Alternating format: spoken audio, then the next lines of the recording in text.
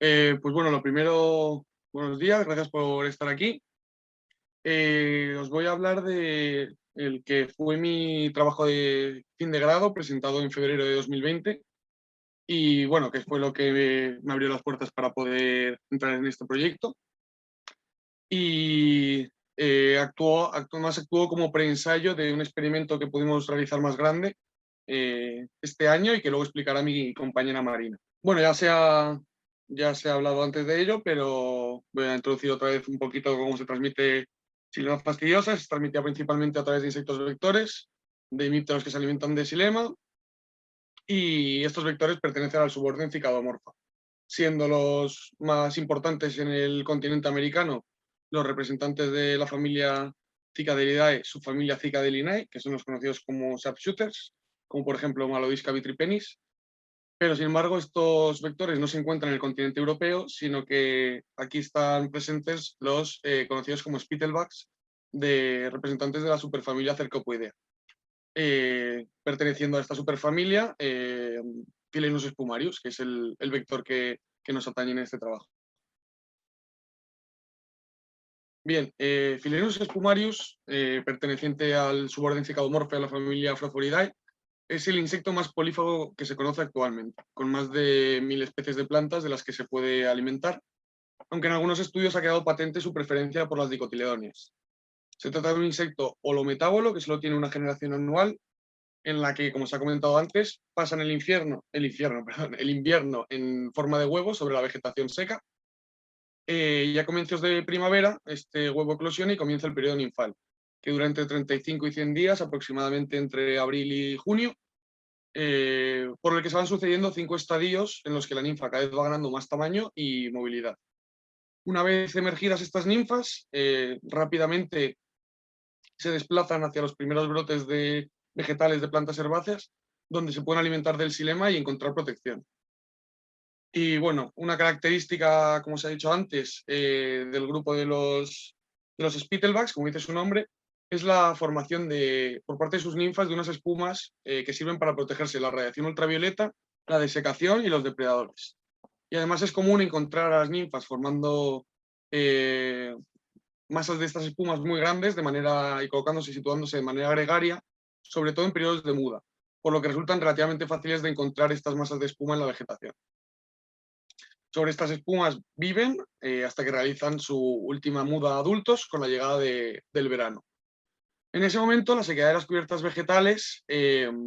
herbáceas que les han servido de reservorio durante la primavera hace que se tengan que migrar hacia plantas leñosas que sean capaces de soportar el seco y caluroso periodo estival, encontrando en ellas alimento y protección.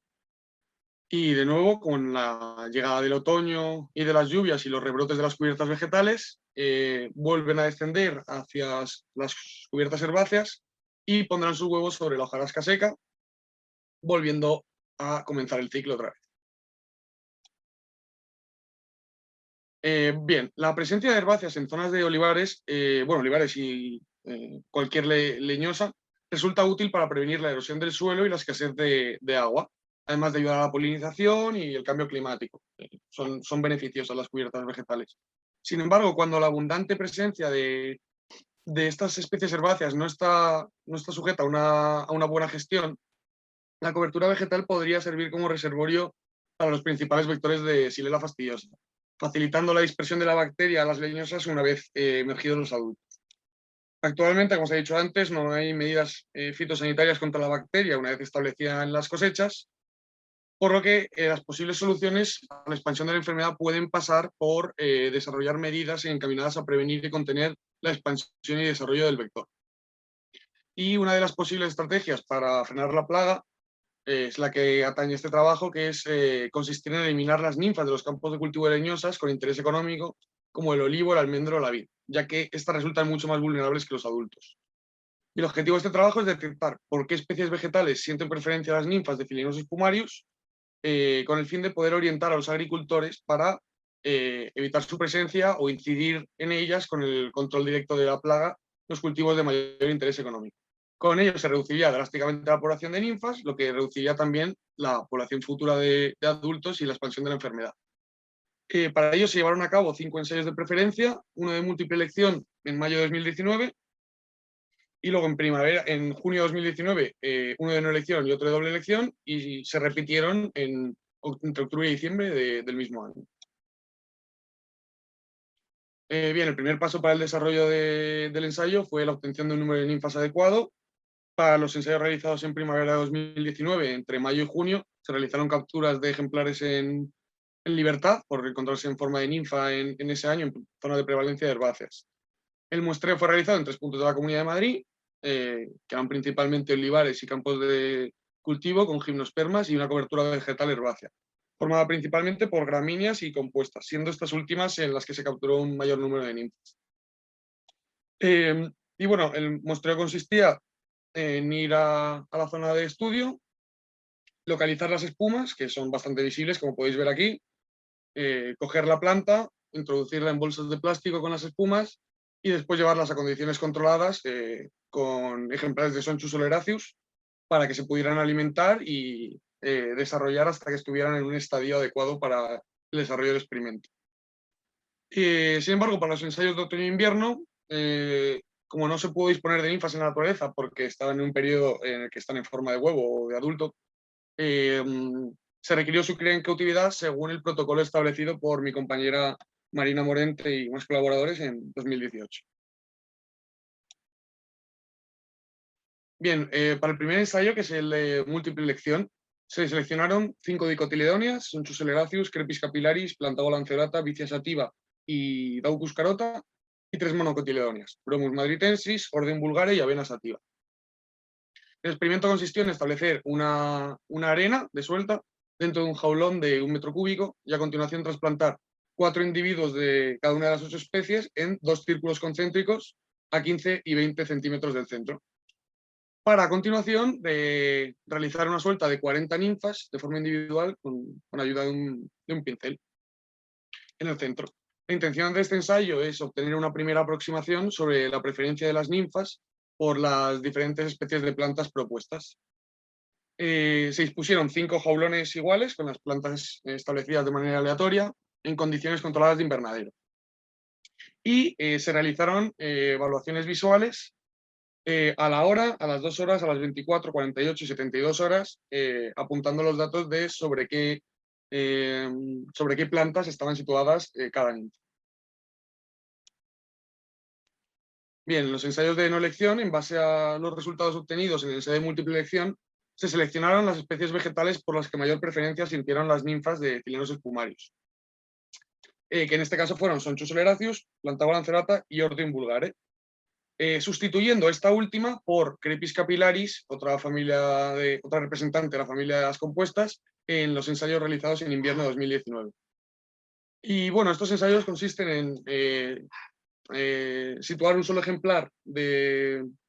la especie vegetal seleccionada en una arena de ensayo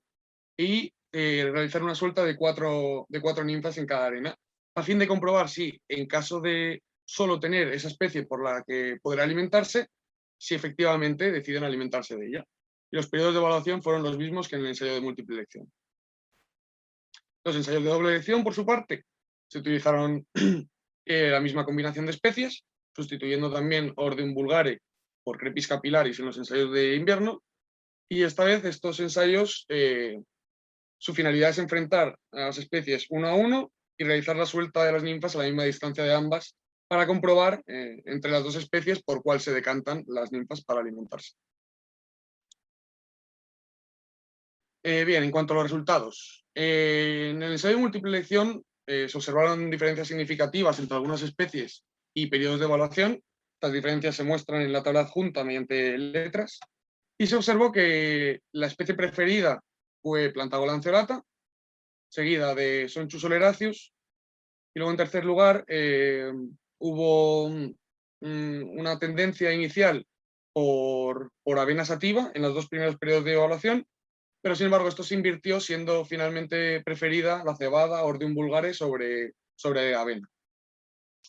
Las especies menos preferidas por las ninfas fueron Bromus madritensis y Crepis capillaris, con porcentajes de ocupación entre el 0 y el 2,75%. En el ensayo de no elección de primavera de 2019 se observaron diferencias significativas en los dos primeros periodos de evaluación entre Plantago y Ordium, siendo esta última la menos preferida sobre las otras dos. Cabe destacar que en los ensayos de primavera hubo una alta mortalidad y transformación en imago por haber utilizado ninfas que estaban en un estadio bastante tardío. Cuanto al ensayo de no elección de invierno, no se observaron diferencias significativas, pero sí que se pudo ver que la especie menos preferida fue Plantago lanceolata frente a Crepis capillaris y Sonchus oleraceus. En el de doble elección de primavera se volvieron a observar diferencias significativas en los dos primeros periodos de evaluación entre Sonchus oleraceus y tanto Plantago como Ordium, siendo Sonchus la preferida sobre las dos y la menos preferida la cebada. Y finalmente, en el ensayo de doble elección de invierno de 2019, se observaron diferencias significativas entre Plantago lanceolata y Crepis capillaris a partir de las 24 horas de evaluación y entre Sonchus oleraceus y Crepis capillaris durante las dos primeras horas, igualándose a partir del tercer periodo de evaluación. Y se observó otra vez que Plantago lanceolata fue menos preferida frente a las otras dos especies.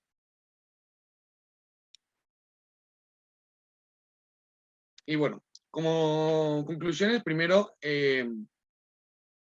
decir que en el experimento inicial de múltiple elección no se realizó una siembra seriada de las plantas, por lo que aquellas que tenían un periodo de germinación y crecimiento más rápido, como los representantes de las gramíneas, tenían un tamaño superior a otras, de crecimiento más lento,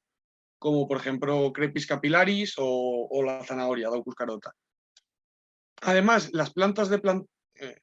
los individuos utilizados de Plantago lanceolata también tenían un tamaño mayor al resto de especies debido a que su fecha de siembra fue anterior. Entonces, en este sentido, las ninfas parecen elegir asentarse sobre aquellas plantas que, pese a no ser sus preferidas a nivel alimenticio, pueden alimentarse de ellas y además le confieren una mayor protección por tener una mayor superficie foliar, una mayor densidad foliar, para poder crear sus espumas y protegerse. Entonces, esto podría explicar la preferencia en el ensayo de múltiple elección por Plantago lanceolata, que fue tan evidente que era la preferida, y por Ortium vulgare, al tener estas un tamaño superior al resto y por tanto mayor superficie foliar. Pese a que en estudios anteriores estas plantas no fueron preferidas por las ninfas de Philonous spumarius y además luego se vio en los ensayos de no elección y doble elección que a igual tamaño preferían otras especies para alimentarse. En los experimentos posteriores, como sí se realizó una siembra seriada, se trató de que todas las plantas tuvieran el mismo tamaño y de este modo tratar de disminuir la influencia del tamaño en el ensayo. Y en los experimentos de no elección y doble elección, de los de primavera se observó que Sonchus oleraceus, la compuesta, resultó preferida sobre las otras dos especies, y en los de invierno, Sonchus oleraceus y Crepis capillaris resultó preferida también. Por lo tanto, por este estudio podemos concluir que las especies preferidas por las ninfas son las pertenecientes a la familia de las asteráceas o compuestas, como Sonchus oleraceus y Crepis capillaris. Por otro lado, pese a que no se realizó un experimento de no elección o doble elección entre las especies consideradas menos preferidas,